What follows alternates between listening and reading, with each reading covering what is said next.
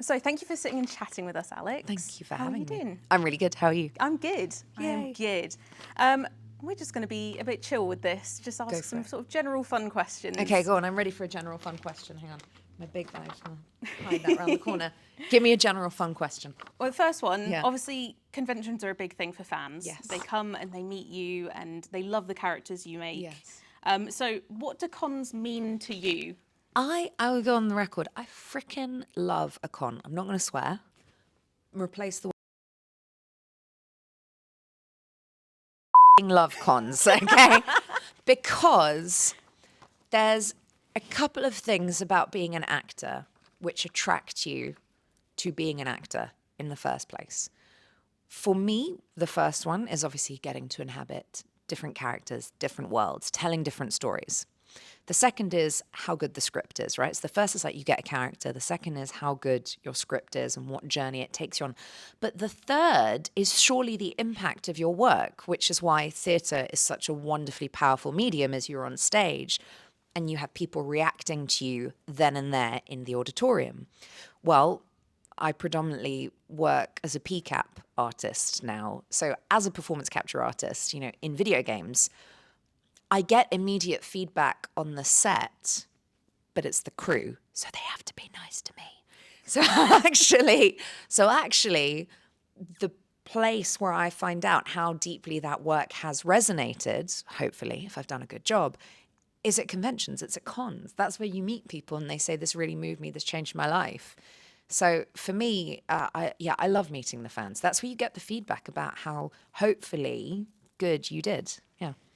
On the topic of fans as well, I've seen a lot of people cosplaying your characters. Which one? I've seen a lot of alts. Yes, Alt's very popular. The Inquisitor was like Yes. huge, like 10 years ago. Huge, yeah. And I've seen a few Augustas as well. Yes, I haven't met an Augusta yet. I've seen Augusta online. I haven't met an Augusta in the flesh. I've met a Leia from Lies of P.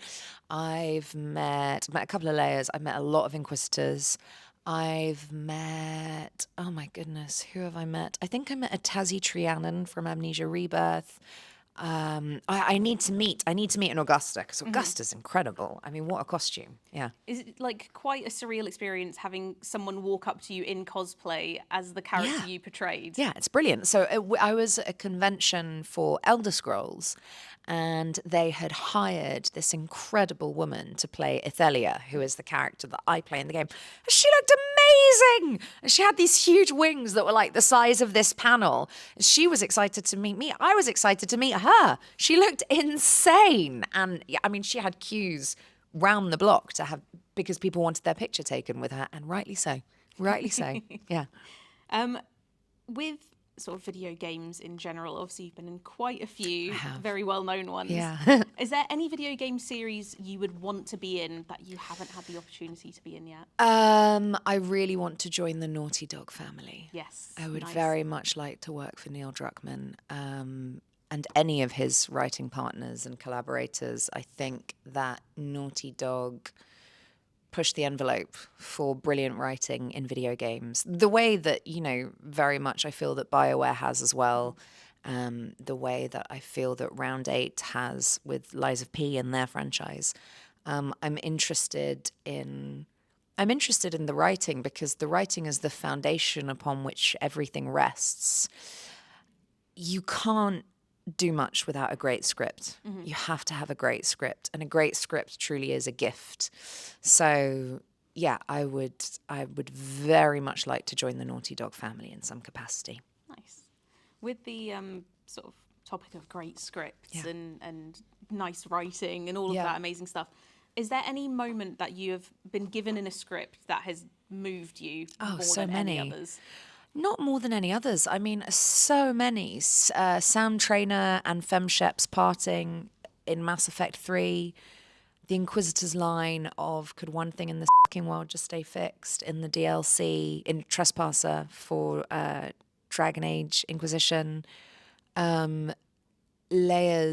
whole thing in Lies of P Overture about "I won't be late, not this time," and her guilt about, you know, not being able to save someone that she feels is her brother, you know, in that brotherly position.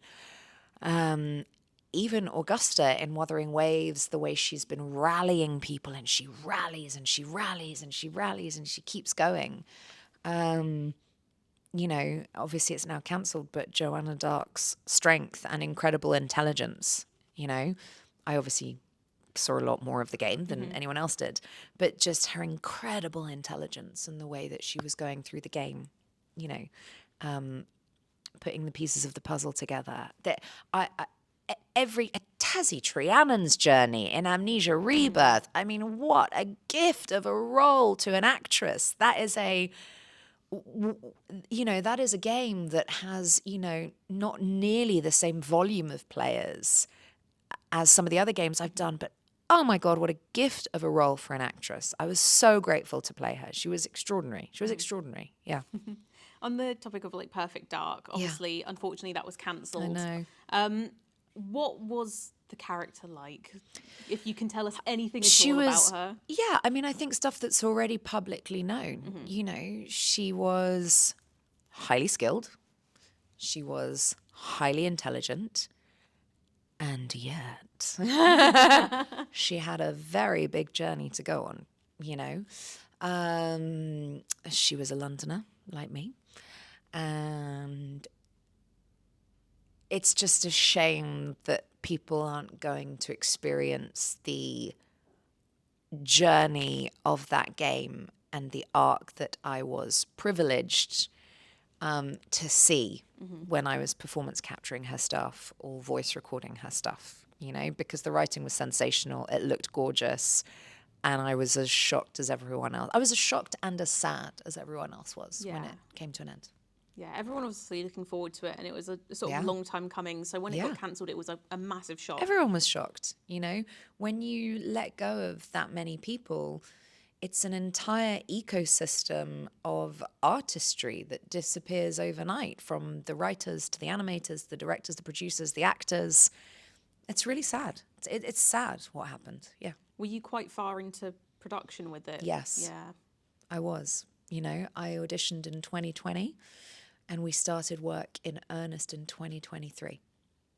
And it's 2025. So that's a solid 2 years of my life that I had kind of been back and forth on that project, that I was really just looking forward to sharing with everyone. Yeah. It's tough. It's really tough. I was so sad to see it cancelled. So was I. Yeah. You know, hopefully maybe one day things will come right again. Yeah. So yeah, they know where to find me if they want me. Obviously now you're Augusta in Wuthering Waves. Yes, I am. Just tell me a bit about that role. Like, do you vibe with the character personally? Was she fun to play? Oh yeah, she was so much fun to play. Do I vibe with her? Yeah, she's a leader. She brings people together. She is the kind of heartbeat of the group, and she is the rallying cry that moves people forwards. I'm convinced she's an Aquarius like me. Oh yeah, definitely. But she's wonderfully unapologetic and powerful in her own right. And I love that about her. Yeah, she's great. And I love her costume. Oh, yeah. I love her costume so much. I've never cosplayed before. I would consider cosplaying Augusta. I'll make you a That is cosplay. how much...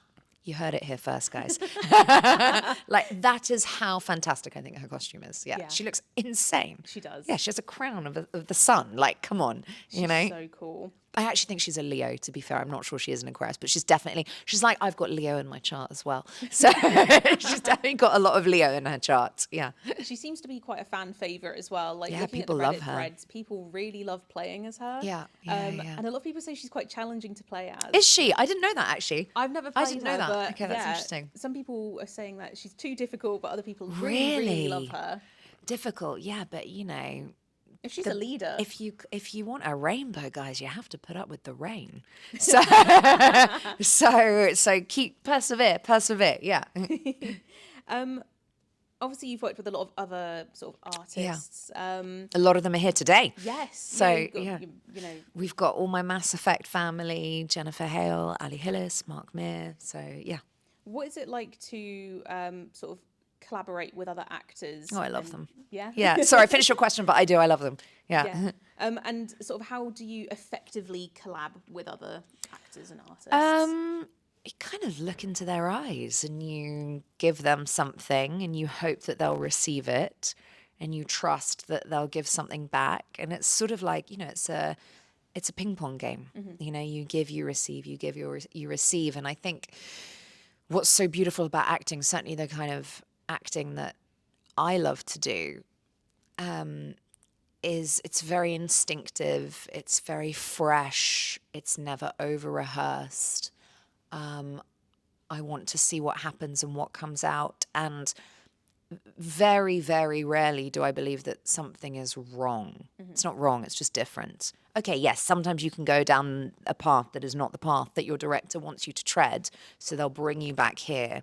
But I always say that 80% of acting is good casting. I produce now. So as a producer, I know that if I've done my casting right, that is 80% of my job done. And then it's just about steering the ship. Yeah.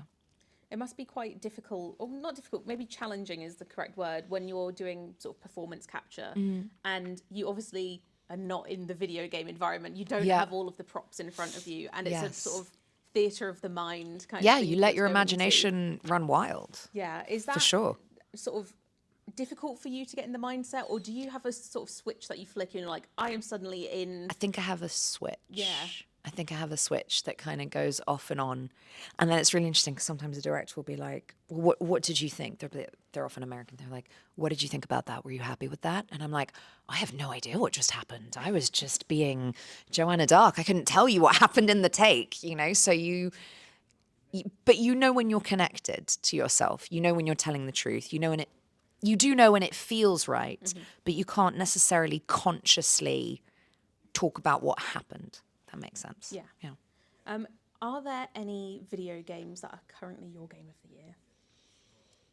Do you know, I haven't played it yet, but I really want to play Expedition 33. Yeah, everyone's nodding. Yeah. Everyone in the room is nodding. So it looks fantastic. And I'm a big fan of Jennifer English's work. And I know Ben Starr is in it as well. And I think they're both brilliant. So that is a game that I am longing to play that I have not yet had the chance to. Ghost of Yote, Erika Ishii, Noshir Dalal, sensational actors. So, yeah, I'd really like to play that because I played the first game. So I'd like to play that. Got it downloaded. They're the two big ones that I'm like, come on, Alex, make the time. Make the time. A lot of people are calling for an indie title called Megabonk to be Why? Game of the Year. Oh, okay, sorry. Okay, is this about... No. Oh, it's not about No. sex. Okay, It's like a vampire... Megabonk, I don't know. It could be about... It could be about... It could be. For anyone watching this that's not English, bonk and bonking means sexy time. So, is that not correct? I mean, I think that would be a good sort of advertisement bonking. for the game. They were bonking. That's sexy time. What is Megabonk about? It's like a Vampire Survivors sort of... Literally nothing to do with sex. No. Okay, great. No, this is going to go down so well on the internet. You can play a skeleton riding a skateboard. I beg your pardon. I'm joking. I mean, that's kind of sexy, maybe, to some people. I'm not sure, but Megabonk is Megabonk. what people are calling for. Noted. Okay. I've got some fan questions. Go for it. I love a fan question. I am the fan. Okay. I am asking the questions. I'm a big fan of Dragon Age. Yes, I'm a big fan of Dragon Age too. Always will be. Same. The Inquisitor. Love the Inquisitor. She's my baby. She can date a lot of people. Baby. Yes. She can be with lots of people. Yes. Who is your favourite Inquisitorship? All of them. No, by which I mean each relationship has their value in their own kind of different way. Like, obviously, Freddie Prinze Jr.'s is the more like extreme and pushing down that path. And then Sarah's is like very sweet. And then Solus is hugely emotional and is, if you go down the Solus route, like you're going to have your heart broken and then it's not a spoiler at this point for Veilguard, but have it put back together. And I can't choose one favorite, but I can see how each romance has their place, if that makes sense. I do think the Solus relationship in particular is incredibly well written. Yeah. So, yeah. I'm a Solus girly. Yeah, of course you are, babe. I have that look Of about course me. you are. Would you consider, obviously the fans call Yeah. Solus and the Inquisitor Solar-Velen. Yes, I love that. Would you personally consider that the canon ending for the Inquisitor? I'm gonna get assassinated, whatever I answer to this question. Possibly yes. Sorry. I'm gonna get shot down, whatever I say, but come on, that's a big thing, guys.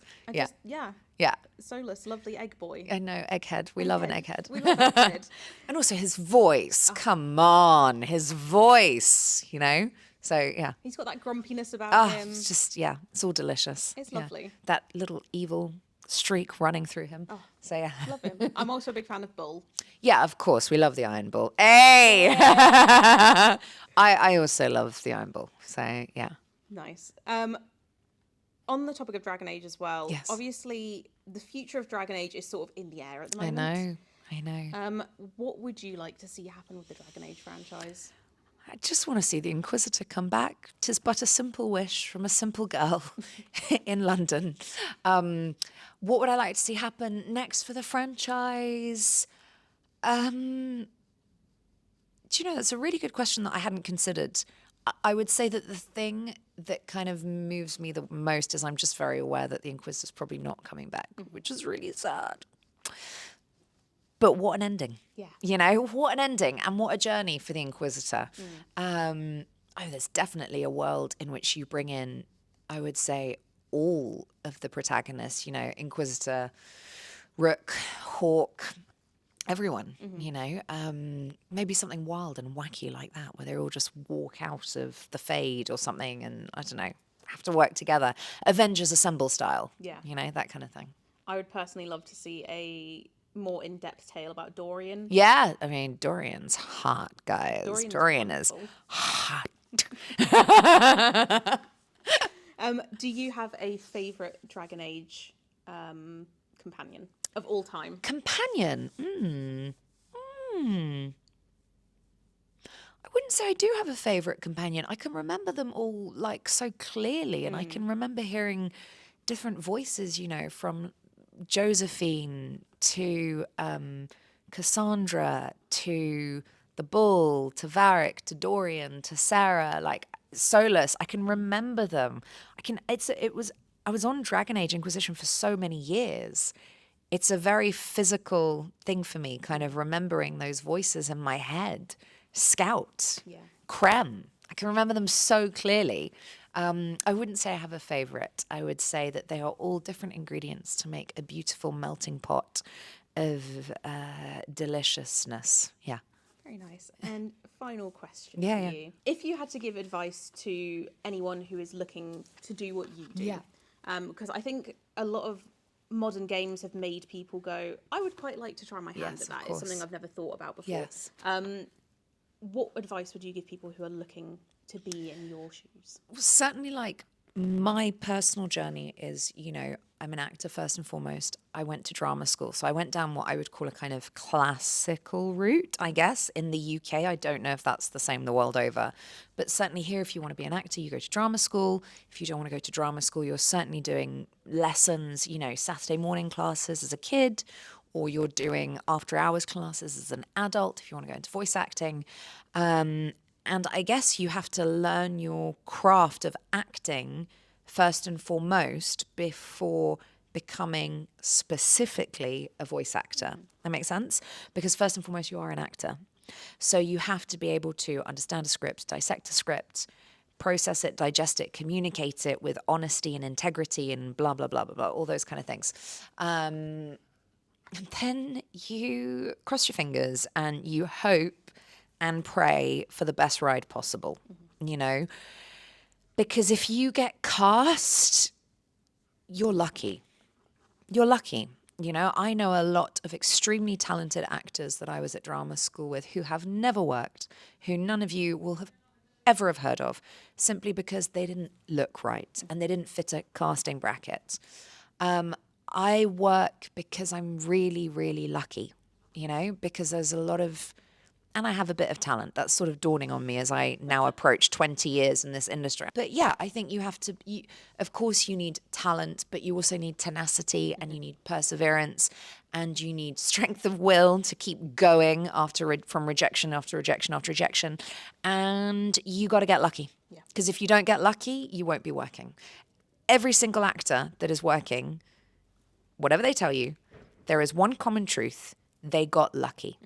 They got lucky. You know? If you could take any of your characters that you portrayed out for dinner, Ooh. who would you take? Who would I take out for dinner? It's like the best question anyone's ever asked me. Who would I go for dinner with? Oh my God. I think the person that's really coming to mind is probably the Inquisitor. Because there's so many different facets to her. Obviously, people like Alt from Cyberpunk have a more linear story. Amazing, but have a more linear story. Whereas just by virtue of the fact that with the Inquisitor, you can be so much, you can do so much, you can see so much, you can experience so much. It'd be a fascinating conversation. So it would probably have to be the Inquisitor. Yeah. Nice. Where would I take her? I feel like she could, I feel like she'd be well into junk food. Take her to a Toby Carvery. Yeah, like a Toby Carvery. I was going to say, I was thinking upmarket junk food burger joint. Do you know what I mean? Like a sort of, Five Guys patty and bun, kind of that kind of I feel like a posh burger. I think that would be the Inquisitor's thing. Nice. Yeah. I'd go out for dinner with Alt. Yeah. I just love Alt. Well, Alt is she's so hot as well. I'll take Johnny as well. I'll take both of them out. Yeah, you take both of them out. You're going to have a lot of fun that night, sweetie. Thank you very much. Thank you so for your much. time. It's so nice to see you. Nice to see you. Thank you.